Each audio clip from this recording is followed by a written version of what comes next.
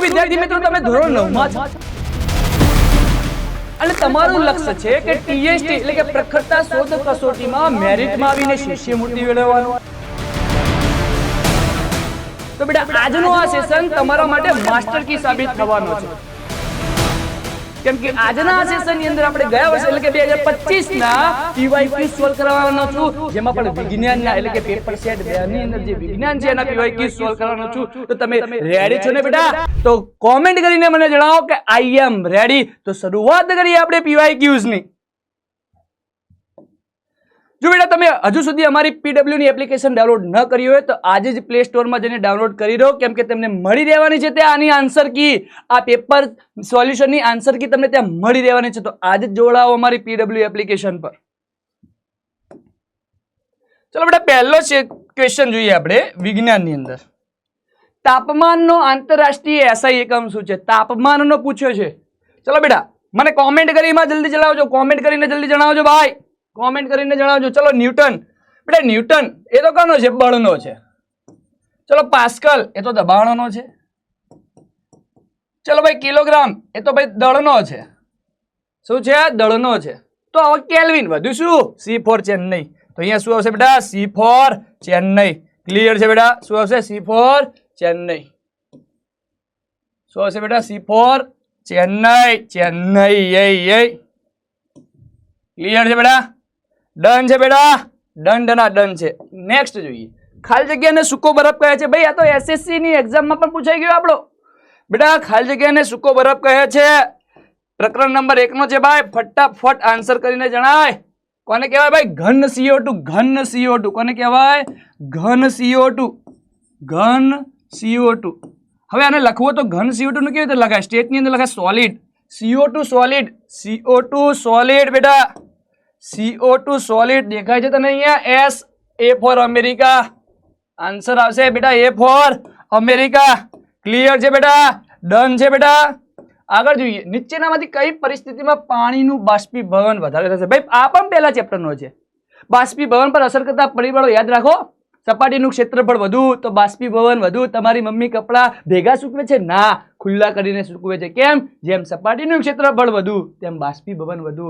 તાપમાન વધુ તેમ બાષ્પીભવન વધુ. પવનની ઝડપ જેમ વધુ એમ બાષ્પીભવન વધુ. અને ભેજની માત્રા જેટલી ઓછી એટલું બાષ્પીભવન વધુ. તો બેટા આ 4 પરિબળો છે, આમાંથી તમને કયા લાગુ પડે છે? એમાં જોઈ લઈએ કયા લાગુ પડે છે. જોઈ લઈએ પહેલા બેટા. પાણીના તાપમાનમાં ઘટાડો થાય. બેટા તાપમાનમાં ઘટાડો થાય તો બાષ્પીભવન ના થાય, ઓછું થાય. પાણીના તાપમાનમાં વધારો થાય. હા, પાણીનું તાપમાન વધે તો બાષ્પીભવન વધે. બાષ્પીભવન વધે બેટા. ચલો રાઈટ છે. બી તો આપણે ફાઇનલ કરીએ, પણ બીજા પણ જોઈ લઈએ. ઓછી સપાટીનું ક્ષેત્રફળ ધરાવતું પાણી. સપાટીનું ક્ષેત્રફળ ઓછું તો બાષ્પીભવન ઓછું, તો અહીંયા પણ ઓછું થશે. પાણીમાં ખાવાનું મીઠું ઉમેર્યું. ખાવાનું મીઠું ઉમેરીએ તો પણ શું થઈ જાય? ઓછું થાય. કેમ કે અંદર મીઠાના પણ આવી જાય કણો. શું આવી જાય? મીઠાના કણો. તો અહીંયા શું આવશે બેટા? બી ફોર બોમ્બે. બી ફોર બોમ્બે. ક્લિયર છે બેટા? તાપમાન પર અસર કરતા પરિબળો બાષ્પીભવન પર અસર કરતા પરિબળો આપણે જોયા. તાપમાન હોય, સપાટીનું ક્ષેત્રફળ હોય, પછી પવનની ઝડપ હોય ને ભેજની માત્રા. ભેજની માત્રા બેટા. ક્લિયર છે? ચલો નેક્સ્ટ જોઈએ. વહેવું એ તરલ ફ્લુઇડ નો અનન્ય સ્વભાવ છે. નીચેનામાંથી કયું વિધાન સાચું છે? બેટા ઘન, પ્રવાહી અને વાયુના આપણે ગુણધર્મો જોયા છે કે વહેવું એ તરલ એટલે કે પ્રવાહીનો ગુણધર્મ છે. કોનો છે? પ્રવાહીનો ગુણધર્મ છે. તો નીચે પૈકી કયું વિધાન સાચું છે? ચલો માત્ર વાયુ જ તરલ હોય છે? ના, પ્રવાહી પણ હોય. શું હોય? પ્રવાહી પણ તરલ હોય. આ ખોટું છે. સાચું વિધાન છે વાયુ અને ઘન પદાર્થો તરલ તરીકે વર્તે. વાયુ વર્તે છે પણ ઘન નથી વર્તતા તરલ તરીકે. કેમ કે એની અંદર તમને ખબર છે ને ભાઈ, ઘટક કણો પાસે જોડાયેલા હોય અને આંતરાણીની આકર્ષણ બળ વધારે હોય, જકડી રાખે એકબીજાને, જકડી રાખે. બેટા ખબર છે કે નહીં તને?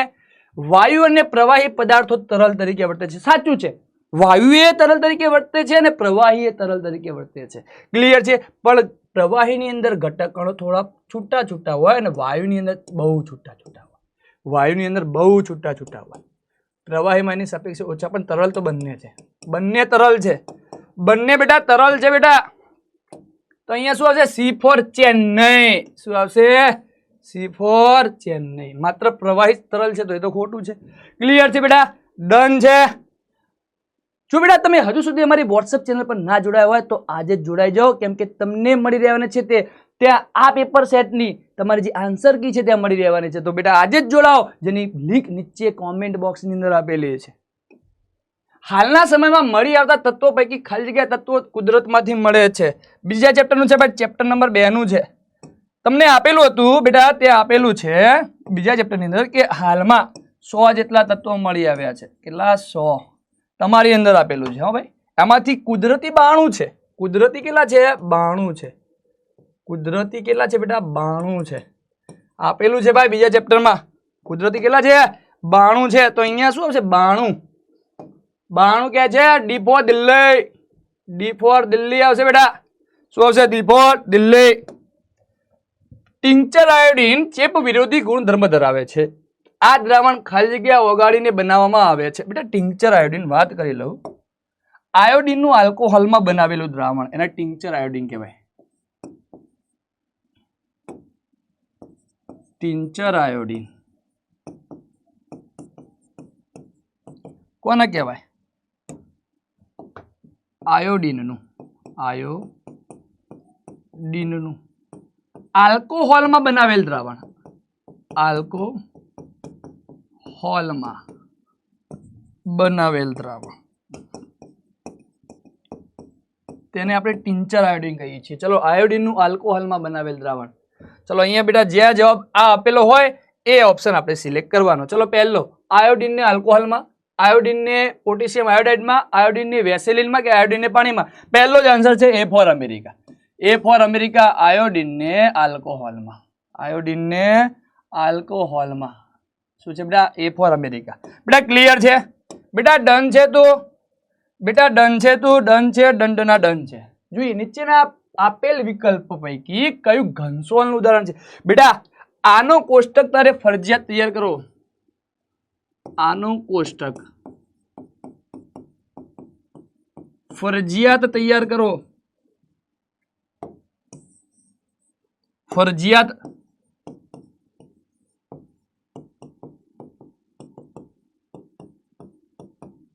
કેમ કે ભાઈ આના અંદરથી એક આ તો એમસીક્યુ પૂછાય છે ને પૂછાય છે બેટા. પૂછાય છે આની અંદરથી.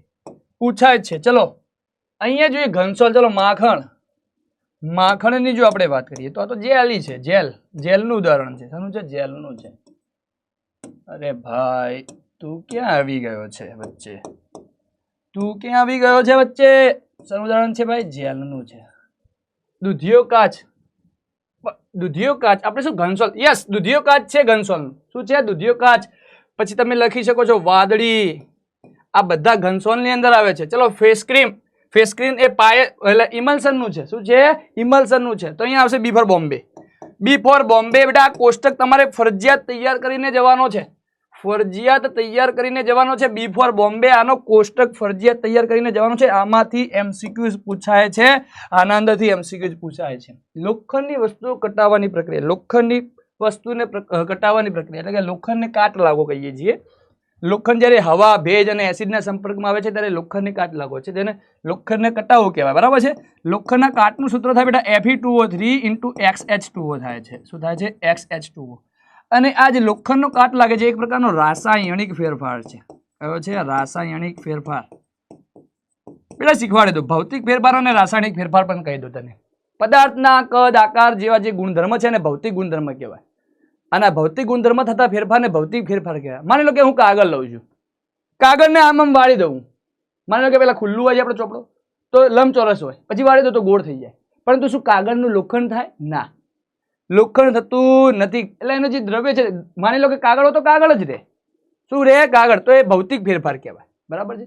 પરંતુ નવો જ પદાર્થ બનતો હોય. શું બનતો હોય? નવો જ પદાર્થ. માની લો કે દૂધમાંથી દહીં બનવું.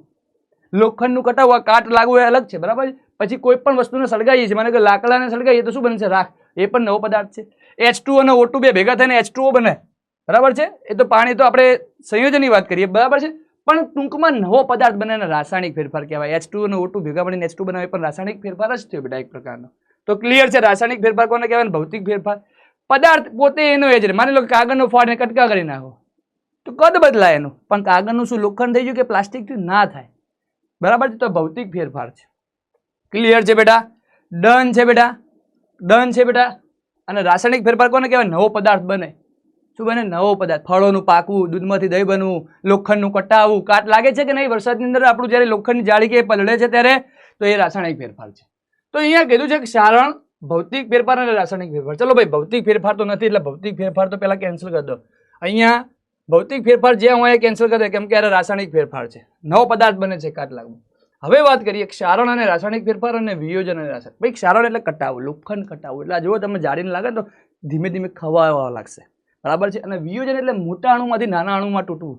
તો અહીંયા કટાય છે, લોખંડનું ક્ષારણ થાય છે. તો અહીંયા ઓપ્શન આવશે સી ફોર ચેન્નઈ. શું આવશે બેટા? સી ફોર ચેન્નઈ આવશે. C for Chennai. શું આવશે? ચેન્નઈ. શું આવશે? ચેન્નઈ. ક્લિયર છે બેટા? ડન છે. આગળ જોઈએ સોડિયમની રાસાયણિક સંજ્ઞા ખાલી જગ્યા છે. સોડિયમ બેટા આપણ તને કહી દો 1 થી 20 તત્વોની સંજ્ઞા તારે તૈયાર કરી દેવાની. 1 થી 20 તત્વોની સંજ્ઞા તૈયાર કરી દેજે બેટા. સંજ્ઞા તૈયાર કરી દેજે બેટા. ક્લિયર છે? સોડિયમ 11, સોડિયમ 11 એને યાદ રાખજે બેટા. આ રીતે ના લખાય. Na છે એ આ રીતે હંમેશા યાદ રાખો. જ્યારે તમે સંજ્ઞા લખો છો કોઈ પણ તત્વ ત્યારે પહેલો કેપિટલ બીજો સ્મોલ હોય છે. યાદ રાખજો બેટા. પહેલો કેપિટલ બીજો કેપિટલ ના હોય ક્યારે. તો આ રીતે એને નહીં હોય, આ રીતે એને હશે. તો સોડિયમની સંજ્ઞા Na કઈ છે બેટા? કઈ છે અહીંયા option? Na. D for Delhi. શું છે બેટા? D for Delhi. અહીંયા દિલ્હી આવશે. સોડિયમ 11મા નંબરનું પરમાણુ ક્રમાંક 11 છે એનો. 1 થી 20 તત્વોની સંજ્ઞા તૈયાર કરી દેજે બેટા. 1 થી 20 તત્વોની સંજ્ઞા તૈયાર કરી દેજે બેટા. કામ આવશે.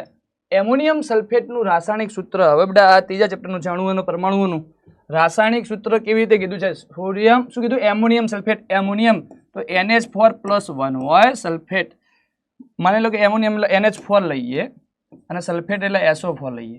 એમોનિયમ +1 હોય, સલ્ફેટ -2 હોય. એકબીજાને ભાઈ ચાર્જ ટ્રાન્સફર થાય. શું થાય? ચાર્જ ટ્રાન્સફર થાય. તો અહીંયા આવશે NH4 2 એટલે કૌંસની બહાર 2 લખવાના અને SO4 સોડિયમ સલ્ફેટ. શું બને બેટા? Sodium sulphate. ક્યાં છે આવું? ક્યાં દેખાય છે તમને? Sorry, ammonium sulphate. આનું નામ શું છે? Ammonium sulphate. શું નામ છે બેટા? Ammonium sulphate. Ammonium sulphate. શું છે? સલ્ફેટ છે. ક્યાં છે બેટા? એ ફોર અમેરિકા ક્યાં છે? એ ફોર અમેરિકા તને દેખાય છે અહીંયા? એ ફોર અમેરિકા અહીંયા. એ ફોર અમેરિકા. શું છે બેટા? એ ફોર અમેરિકા. ક્લિયર છે બેટા? ડન છે બેટા? ડન છે બેટા? યાદ રાખજે. ઉમદા વાયુઓ ના અણુઓ ખાલી જગ્યા છે. ઉમદા વાયુ એટલે નોબલ ગેસીસ કહેવાય ને. કયા કયા છે બેટા? કયા કયા છે બેટા? યાદ રાખી લે. એક શોર્ટકટ ટ્રીક આપું. હેલીની કારમાં ક્રિસે જેનીને રિંગ પહેરાવી. Helium, neon, argon, krypton, xenon અને રેડોન. એટલે આપણે જેનોન, હેલીની કારમાં ક્રિસે જેનીને રિંગ પહેરાવી. યાદ રાખજે. આને કહેવાય ઉમદા વાયુઓ. શું કહેવાય? ઉમદા વાયુઓ. અને આ મોનો એટોમિક હોય એટલે કે એક પરમાણુવીય હોય. એક જ હોય. એક પરમાણુવીય હોય. શું હોય? એક પરમાણુવીય. બરાબર છે બેટા? ઓક્સિજન એ બધા હોય તો O2 સ્વરૂપે દ્વિપરમાણુ હોય. ઓક્સિજન એકલો ના ફરતો હોય, એકબીજાના હાથમાં હાથ નાખીને ફરતા હોય ભાઈ, તો O2 સ્વરૂપે હોય. અહીંયા તો આપણે શું કીધું છે? ઉમદા વાયુ, નોબલ ગેસીસ કેવા હોય? એક પરમાણુવીય. એક જ હોય, એક જ હોય ભાઈ. ક્યાં છે? એ ફોર અમેરિકા. એ ફોર અમેરિકા ક્યાં છે? એક પરમાણુવીય એટલે કે સી ફોર ચેન્નઈ. શું આવશે જવાબ? C for Chennai. શું આવશે? સી ફોર ચેન્નઈ આવશે. ક્લિયર છે બેટા? ક્લિયર છે? માની લો કે ત્રિપરમાણુય કીધું હોય તો આપણે ઓઝોન O3 નું યાદ આવે. બરાબર? દ્વિપરમાણુય તો O2 આવે, H2 આવે, N2 આવે. આ બધા દ્વિપરમાણુય છે. આ પણ તૈયાર કરી લેજે બેટા. કોષ્ટકમાં આપેલું છે. Na2O માટે સૂત્ર એકમ દળની ગણતરી કરો. સૂત્ર એકમ દળની ગણતરી કરવાની છે બેટા. સૂત્ર એકમ દળ કોને કહેવાય? તો પદાર્થમાં રહેલા પરમાણુય દળોનો સરવાળો. પરમાણુના જે પરમાણુય દળ છે એનો સરવાળો કરી અને સૂત્ર એકમ દળ કહેવાય. ચલો અહીંયા Na2 સોડિયમ ઓક્સાઇડ આપેલો છે. શું આપેલો છે? Sodium oxide. તો સોડિયમ ઓક્સાઇડની અંદર ચલો પહેલા તો જોઈએ સોડિયમનું. તો 2 સોડિયમનું પરમાણુય દળ, Na નું પરમાણુય દળ વત્તા ઓક્સિજન 1 છે તો 1 ઓક્સિજનનું પરમાણુય દળ. બરાબર? સમજી જજો તમે. ચલો અહીંયા તમને આપેલું જ છે. ચલો Na નું કેટલું છે? 2 × 23 વત્તા ઓક્સિજન 1 છે, કેટલું છે એનું પરમાણુ 16, ચલો 23 દુ 46 વત્તા 16 50 40 ને 10 50 6 ને 6 12 62 યુ, એનો એસઆઈ કેમ છે યુનિફાઈડ માસ 62 યુ. શું હશે બેટા 62 યુ. બેટા ત્રીજા ચેપ્ટરમાં છે, કયા ચેપ્ટરમાં છે? ત્રીજા ચેપ્ટરમાં. આ રીતે શોધવાનું.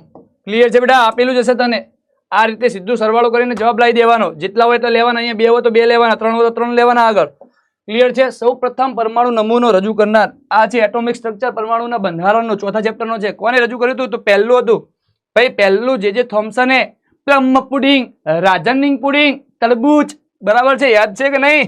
પ્લમ પુડિંગ, રાઝનિંગ પુડિંગ, તરબૂચ, જે થોમ્સને પરમાણુ નમૂનો રજૂ કર્યો તો પહેલો, ચેપ્ટર નંબર 4 ની અંદર છે બેટા. ક્લિયર છે બેટા? ડન છે, ડન છે. સંયોજકતા એક ધરાવતા તત્વો કેવા હોય? સંયોજકતા, હવે સંયોજકતાની વાત કરીએ તો કોઈ પણ તત્વોના પરમાણુની અન્ય તત્વોના પરમાણુ સાથે જોડાવાની જે ક્ષમતા છે એને આપણે સંયોજકતા તરીકે ઓળખીએ છીએ. શું તરીકે ઓળખીએ છીએ? સંયોજકતા. તો સંયોજકતા એક ધરાવતા તત્વો કેવા હોય? તો સંયોજકતા એક ધરાવતા તત્વની વાત કરીએ તો આપણે માનો અહીંયા હું સોડિયમની વાત કરું છું. શું વાત કરું છું? સોડિયમ. પહેલા તો શીખવાડું તમને કેવી રીતે આ બધું આવે છે. શું આ કેવી રીતે આવે છે શીખવાડું તમને. ચલો આ બાજુ ધ્યાન આપો, આ બાજુ ધ્યાન આપો. માની લો કે હું વાત કરું સોડિયમ. સોડિયમ ધાતુ છે. સોડિયમનો પરમાણુ ક્રમાંક 11 છે. કેટલો છે બેટા? 11 છે. ઇલેક્ટ્રોન કેવી રીતે? તો 2 8 1 હોય. જો બાહ્યતમ હંમેશા યાદ રાખો, કોઈ પણ જે તત્વ છે એ પોતે સ્થાયી થવાનો પ્રયત્ન કરતો હોય, આ માટે ઇલેક્ટ્રોન ગુમાવે કે એ ઇલેક્ટ્રોન મેળવે, અષ્ટકનો નિયમ એવું કહે છે.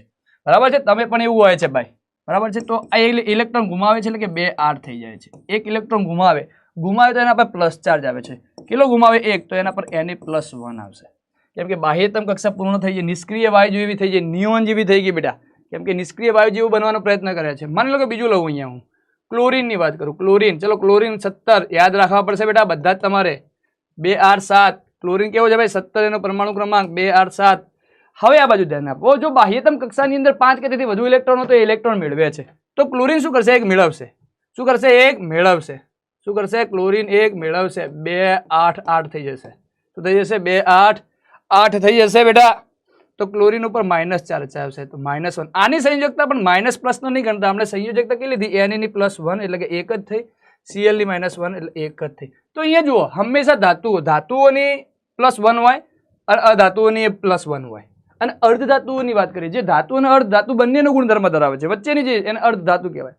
મોટા ભાગે જે અર્ધધાતુઓ છે એમની જે સંયોજકતા છે એ 2 3 4 એવી હોય છે. કેવી હોય છે? એવી હોય છે. સિલિકોન, જર્મેનિયમ ને બધાની વાત કરીએ તો, બરાબર છે બેટા? તો અહીંયા સંયોજકતા એક ધરાવતા તત્વો કેવા હોય? તો ધાતુ અને અધાતુ બંને હોય. શું બેટા? ધાતુ અને અધાતુ બંને હોય. આ સોડિયમ ધાતુ છે, ક્લોરીન અધાતુ છે, તો બંને હોય. બંને હોય, ધાતુ અને અધાતુ બંને હોય. અહીંયા આવશે B4 બોમ્બે. અહીંયા B4 બોમ્બે આવશે. ક્લિયર છે બેટા? તત્વો તૈયાર કરી લેજે, ત્યારે આ બધું તને ખબર પડશે બેટા. પરમાણુના m કોષમાં ઇલેક્ટ્રોનની મહત્તમ સંખ્યા, આ પણ ઇમ્પોર્ટન્ટ છે બેટા. આ પણ ઇમ્પોર્ટન્ટ છે બેટા. માની લે કે શીખવાડું તને. માની લે કે પરમાણુની વાત કરીએ આપણે. 2 મિનિટ હો ભાઈ.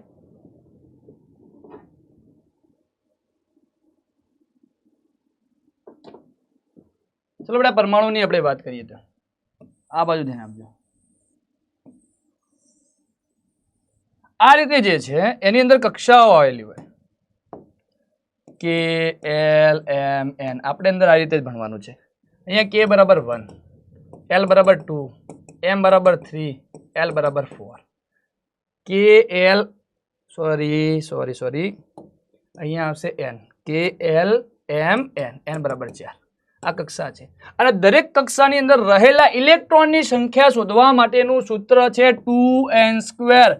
કક્ષાની અંદર રહેલા ઇલેક્ટ્રોનની સંખ્યા શોધવા માટેનું સૂત્ર છે બેટા 2n². આ બાજુ ધ્યાન આપ. શું છે?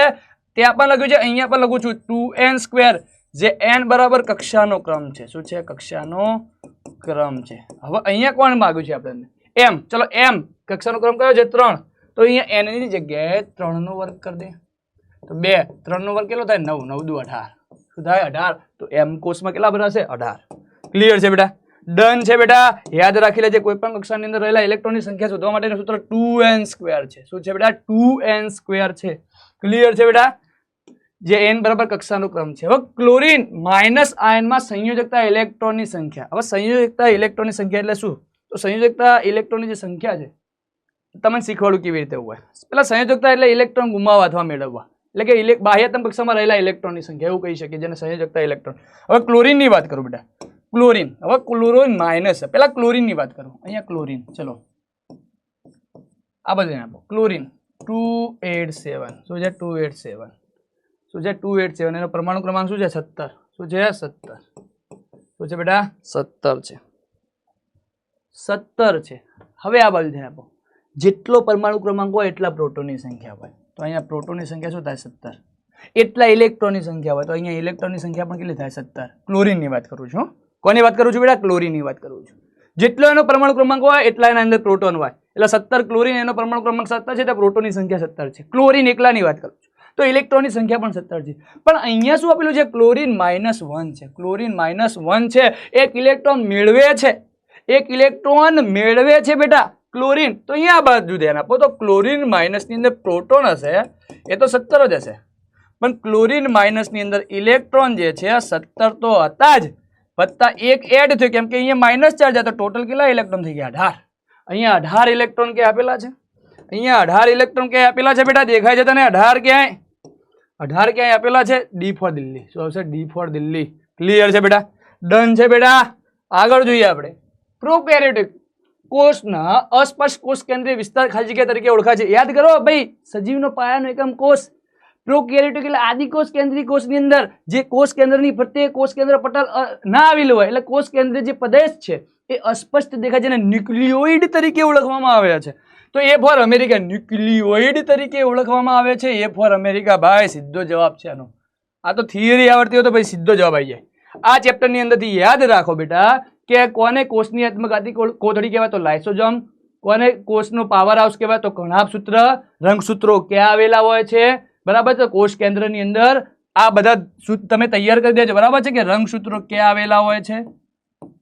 બરાબર છે. આત્મઘાતી કોથળી કોને કહેવાય છે?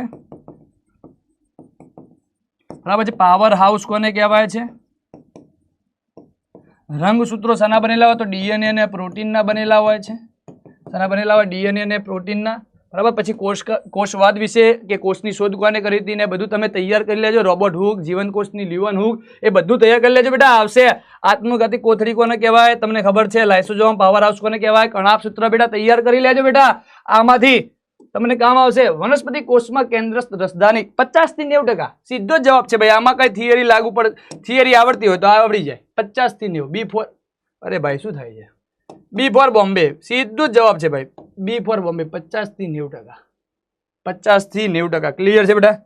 સીધો જ જવાબ છે. કોષવાદ રજૂ કરનાર, કોષવાદ રજૂ કરનાર વૈજ્ઞાનિકો કોણ હતા?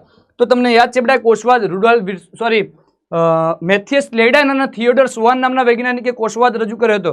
એમના મત અનુસાર બધી જ વનસ્પતિઓ અને પ્રાણીઓ કોષોના બનેલા છે અને કોષ એ સજીવનો પાયાનો એકમ છે. જ્યારે આધુનિક કોષવાદ રૂડોલ્ફ વિર્સોએ રજૂ કર્યો હતો. બરાબર છે. એમને કહ્યું હતું કે ભાઈ બધા જ નવા કોષોનું સર્જન એ પૂર્વ અસ્તિત્વ ધરાવતા કોષોમાંથી થાય છે. અહીંયા સી પર ચેન્નઈ આવશે, કેમ કે અહીંયા ભાઈ કોષવાદ કીધું, આધુનિક કોષવાદની વાત નથી થઈ.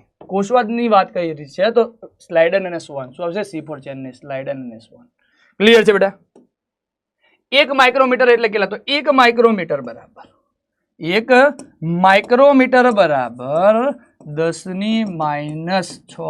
મીટર અને 1 નેનોમીટર બરાબર 10⁻⁹ મીટર. યાદ રાખી લેજે બેટા. યાદ રાખી લેજે બેટા. યાદ રાખી લેજે બેટા. અહીંયા 10⁻⁶ મીટર આવ્યું. D for Delhi. D for Delhi. Clear છે બેટા? નીચેના પૈકી કઈ પેશીના કોષો મૃત હોય? એના નામ ઉપરથી જ એ પેશીનું નામ છે. દ્રઢોતકમાં જીવંત હોય, સ્થૂલકલકમાં જીવંત હોય. મૃદુતક કઈ હોય છે? મૃદુતક. કેવી હોય છે ભાઈ? મૃદુતક પેશીના કોષો કેવા હોય છે? મૃત હોય છે. કેવા હોય છે? મૃત હોય છે. ક્લિયર છે બેટા? ડન છે. માનવ શરીરમાં ચરબી અથવા મેદનો સંગ્રહ કરતી એના પણ નામ ઉપરથી જેનું કામ છે મેદપૂર્ણ. શું નામ છે? મેદપૂર્ણ.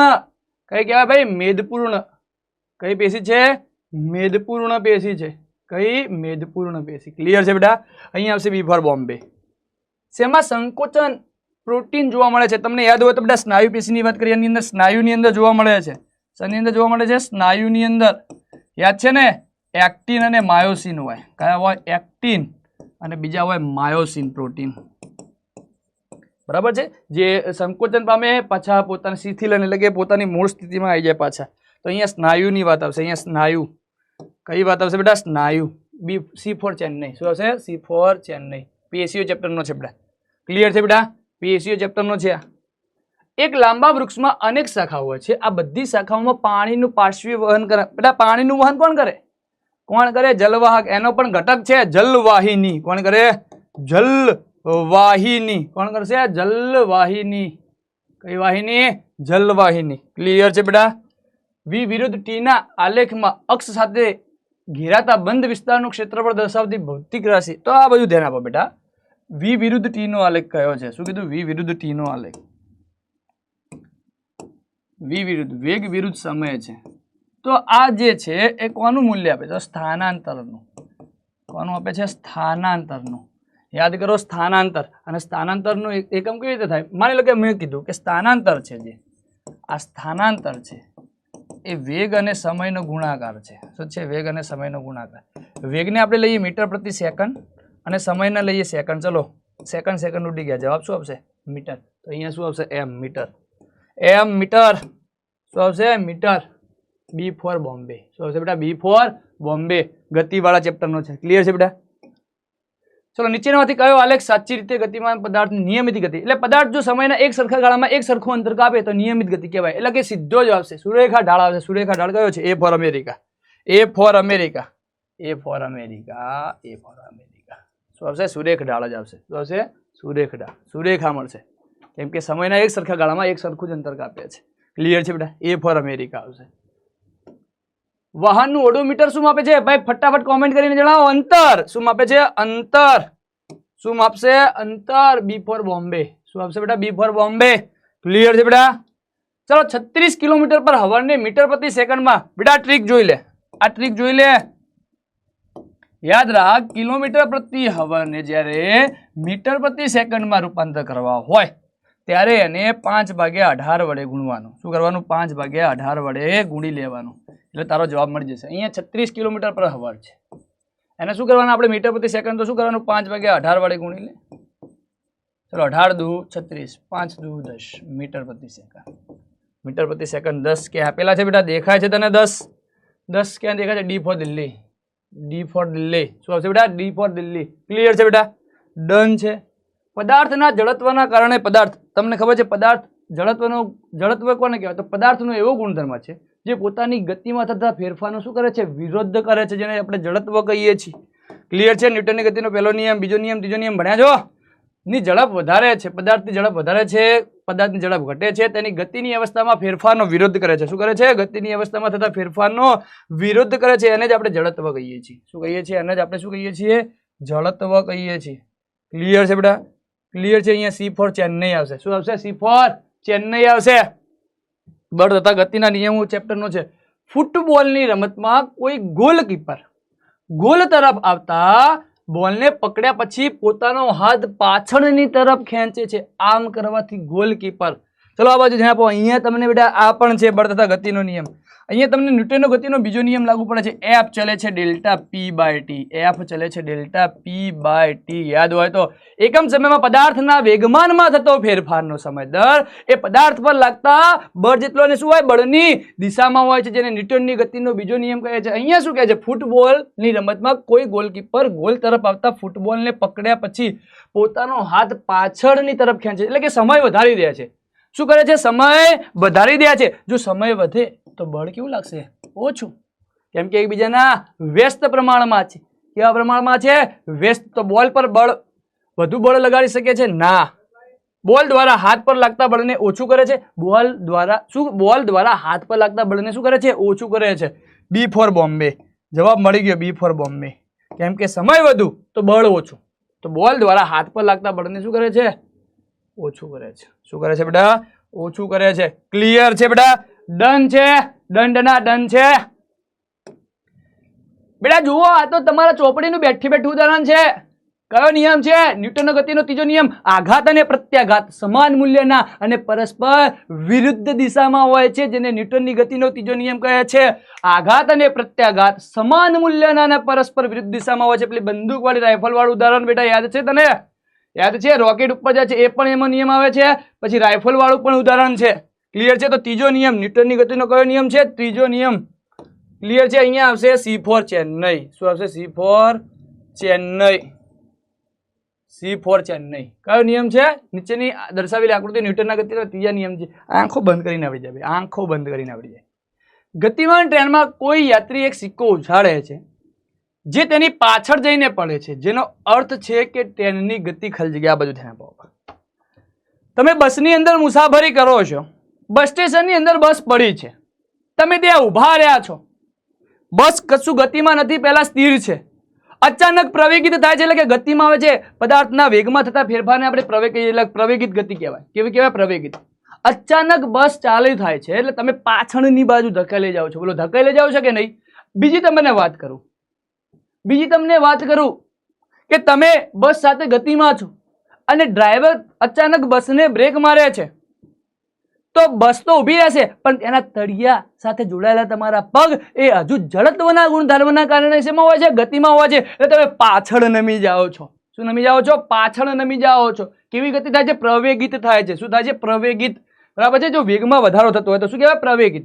ગતિમાન ટ્રેનમાં કોઈ યાત્રી એક સિક્કો ઉછાળે છે જે તેની પાછળ જઈને પડે છે. પાછળ જઈને પડે છે તો કેવી ગતિથી? પ્રવેગિત થાય છે. શું થાય છે? પ્રવેગિત. જો ગતિ ધીમી થઈ જાય તો સિક્કો આગળ પડે. શું પડે? આગળ. તો એને પ્રતિપ્રવેગિત કહેવાય. શું કહેવાય? પણ અહીંયા સિક્કો પાછળ પડે છે એટલે પ્રવેગિત કહેવાય. શું કહેવાય બેટા? પ્રવેગિત. A for America. અહીંયા આવશે A for America. A for America. શું આવશે? A ફોર અમેરિકા આવશે. પ્રવેગિત છે. શું છે બેટા? જે ટ્રેનની ગતિ છે એ પ્રવેગિત છે. બળ તથા ગતિના નિયમમાંથી આ લીધેલું છે. પૃથ્વીનું વાતાવરણ પૃથ્વી સાથે ખાલી જગ્યાના લીધે ટકેલું રહે છે. એક જ બળ લાગે છે. ન્યૂટન સાહેબને યાદ કરો. ગુરુત્વાકર્ષણ. કયું? ગુરુ પ્રત્યે આકર્ષણ. ગુરુત્વાકર્ષણ. ગુરુત્વાકર્ષણ. ક્લિયર છે?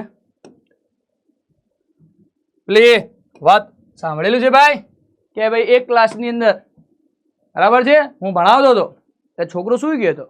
ગુરુત્વાકર્ષણ વાળો ચેપ્ટર ભણાવતો હતો તો છોકરો, મેં કીધું કેમ સૂઈ ગયો? સાહેબ ક્યાં સૂઈ રહ્યો છું?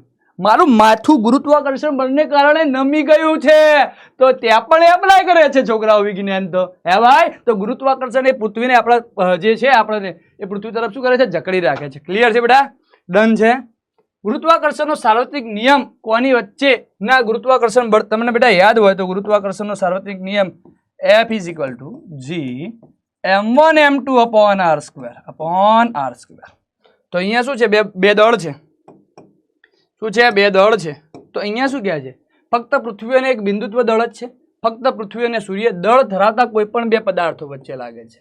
દળ ધરાવતા કોઈ પણ બે પદાર્થો વચ્ચે લાગે છે. કોઈ પણ બે પદાર્થો વચ્ચે લાગે છે. ક્લિયર છે બેટા? ડન છે.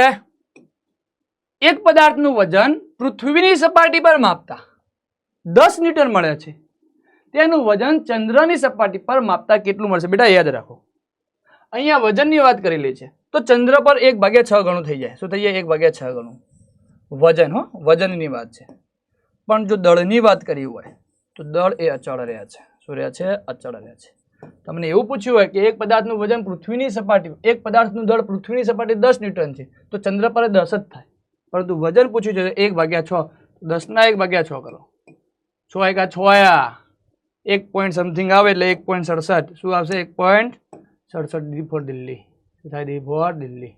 ક્લિયર છે બેટા? યાદ રાખજો, વજન ચંદ્ર પર 1/6 ગણું થઈ જાય છે. 1/6 માં ભાગનું થઈ જાય છે. સોરી. જ્યારે દળ એ અચળ રહેશે. શું રહેશે? દળ અચળ રહેશે બેટા. ક્લિયર છે? બે પદાર્થો વચ્ચેનું ગુરુત્વાકર્ષણ બળનું મૂલ્ય F છે અને પદાર્થો વચ્ચેનું અંતર સમાન રાખીને, અંતર r સમાન રાખવાનું છે. r શું? r સમાન રાખીને તેમના દળ અડધા કરવામાં આવે છે તો ગુરુત્વાકર્ષણ બળ. તો બેટા પહેલા તો નિયમ ગુરુત્વાકર્ષણનો સાર્વત્રિક નિયમ આપણને યાદ આવવો જોઈએ. G m1 m2 upon r square. શું છે બેટા? upon r square. અહીંયા શું કહે છે? r ને અચળ રાખવાનો છે અહીંયા m1 બરાબર કરવાનું છે m/2 અને m2 બરાબર કરવાનું છે m/2. ચલો કરી દો ભાઈ, કરી દો. અહીંયા લખી દો g તો છે જ, g તો છે જ. અહીંયા m/2 કરી દો, m1/2 અથવા m2/2 ક્લિયર અપોન r². ચલો અંશનો છેદ ક્યાં જાય? છેદમાં 2 ને 2 4, તો m1 m2 upon 4r². g તો છે જ, g તો છે જ. શેના બરાબર? f બરાબર. શેના બરાબર આવ્યું? f બરાબર આવ્યું. ડેરિવેટિવ બેટા જોઈ લેજો એકવાર. ચલો આ બધું આપો. આ gm1 m2 અપોન r² એ બરાબર, તો f ડેશ લઈ લઉં. હું શું લઈ લઉં? f ડેશ લઈ લઉં ભાગ્યા 4. તો ગુરુત્વાકર્ષણ શું થાય ભાઈ? f ભાગ્યા 4. શું થાય? f ભાગ્યા 4. ક્લિયર છે બેટા? ડન છે, ડન છે. આવો મેં એસએસસી માં પણ કરાયો તો બેટા, f ભાગ્યા 4. શું આવશે? f ભાગ્યા 4. ઘણી વાર પૂછાય છે, ઘણી વાર આ પણ પૂછાય છે. 4 ચાંદ લગાવી દેજે. આ ટાઈપના ક્વેશ્ચન પણ પૂછાય છે, આ ટાઈપના ક્વેશ્ચન પણ પૂછાય છે. 5 સ્ટાર મારી દેજે બેટા. નીચે આપેલ પૈકી કાર્બોહાઈડ્રેટનો સ્ત્રોત છે. કાર્બોહાઈડ્રેટ તમને બેટા યાદ હોય, અન્ન સ્ત્રોતોમાં સુધારણા. એની અંદર કોષ્ટકની અંદર બધા આપેલા છે. ચોખા કાર્બોહાઈડ્રેટ કહેવાય, બાજરી કહેવાય, જુવાર કહેવાય, ચણા. ચણાની અંદરથી શું મળે છે? પ્રોટીન મળે છે. તો નથી કીધું છે. શું કીધું? જેટલા કઠોળ છે બધામાંથી પ્રોટીન મળે છે. કઠોળમાંથી શું મળે છે? પ્રોટીન મળે છે. તો આ ચણા આવશે B ફોર બોમ્બે, એમાંથી પ્રોટીન મળે છે, કાર્બોહાઈડ્રેટ નથી મળતું. બરાબર છે? આ કોષ્ટક પણ બેટા જોઈ લેજે, આ કોષ્ટક પણ જોઈ લેજે. નીચે પૈકી કઈ પોષક તત્વ ખાતરમાં હોતું નથી? NPKs ખાસ કરીને વપરાય છે. NPKs ખાસ કરીને વપરાય છે. આયર્ન, નાઇટ્રોજન હોય, ફોસ્ફરસ હોય, પોટેશિયમ હોય. કોણ ના હોય? Fe, iron. આયર્ન આમાં સૌથી વધારે જો વનસ્પતિને કોઈ તત્વ જોડે જો પ્રેમ હોય, પોષક ઘટક, તો નાઇટ્રોજન છે. કોણ છે? નાઇટ્રોજન છે. નીચે પૈકી કયા વિધાનો ખોટું છે? ચલો, શ્વેત ક્રાંતિ એ દૂધના ઉત્પાદન માટે. સાચી વાત છે, સાચી વાત છે. અરે સાચી વાત છે ભાઈ. કેમ કે આના શ્વેત ક્રાંતિના જનક તમને કહે છે ડોક્ટર વર્ગીસ કુરિયન. કોણ છે? ડોક્ટર વર્ગીસ કુરિયન, જેમને શ્વેત ક્રાંતિના જનક તરીકે ઓળખવામાં આવે છે. બરાબર છે? દૂધ ઉત્પાદન માટે. ભૂરી ક્રાંતિ એટલે મત્સ્ય ઉત્પાદન. એ તો બ્લુ થઈ હતી ભાઈ, વાદળી થઈ હતી, વાદળી થઈ હતી, વાદળી. આ ખોટું છે, આ ખોટું છે, ખોટું છે ભાઈ. અહીંયા તો વાદળી આવે, બ્લુ કહેવાય. પર્યાવરણની ગુણવત્તા જાળવણીમાં કોઈ પણ સમાધાન કર્યા વગર કૃષિ ઉત્પાદનમાં થતા વધારાની ટકાઉ ખેતી. કે ચલો આ પણ સાચો છે, આ પણ સાચો છે. તો ખોટો કયો છે? બી ફોર બોમ્બે. બી ફોર બોમ્બે. અરે ભાઈ, બી ફોર બોમ્બે. શું આવશે? બી ફોર બોમ્બે. બી ફોર બોમ્બે. ક્લિયર છે બેટા? ભૂમિમાંથી વનસ્પતિ કેટલા પોષક તત્વો મળે છે? ભૂમિમાંથી વનસ્પતિને કેટલા તત્વો મળે છે? આમ ટોટલ વનસ્પતિને કેટલા મળે? 16. 13 ભૂમિમાંથી મળે. કેટલા? 13 ભૂમિમાંથી મળે. 1 હવામાંથી મળે અને 2 પાણીમાંથી મળે. 2 પાણીમાંથી મળે. અન્ન સ્ત્રોતોમાં સુધારણાનો છે. અન્ન સ્ત્રોતોમાં સુધારણાનો છે તો અહીંયા આવશે ભૂમિમાંથી કેટલા મળે છે? 13. A for America. A for America. Clear છે બેટા? ડન છે. ચલો બેટા, આજનો સેશન અહીંયા સુધી રાખીએ છીએ. આશા રાખું છું કે તમને બધા વિદ્યાર્થીઓને મોજ આવી હશે. બેટા આ જ પ્રકારના ક્વેશ્ચનો પૂછાય છે, જે મેં તમને કહ્યા છે એ રીતે જ તમે તૈયારી કરશો તો ડેફિનેટલી તમે શિષ્યવૃત્તિની પરીક્ષામાં મેરિટમાં આવશો. આવજો. ટાટા બાય.